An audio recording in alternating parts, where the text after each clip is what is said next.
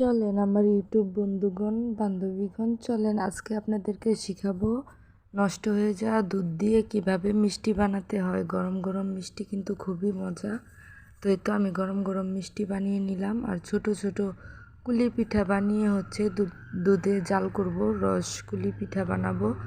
তো এই পিঠা কিভাবে বানালাম, কি কি দিয়ে কি করলাম, সব কিছুই থাকবে আমার এই ভিডিওতে। তো আমার এই ভিডিওটা আপনি পেয়ে যাবেন আমার ইউটিউব চ্যানেলে।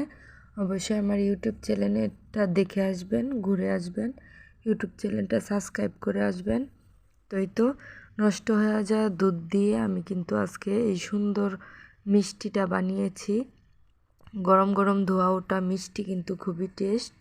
তো আপনারা সবাই এভাবে যদি বানাতে চান অবশ্যই আমার ভিডিও দেখবেন, অবশ্যই আমার ভিডিওতে লাইক করবেন, কমেন্ট করবেন, আমাকে জানাবেন আমার ভিডিওটা কেমন হয়েছে। আশা করি সবাই ভালো থাকবেন, সুস্থ থাকবেন, আমার জন্য সবাই দোয়া করবেন। আমি অবশ্যই আপনাদের জন্য দোয়া করব। আল্লাহ হাফেজ, সবাই ভালো থাকবেন।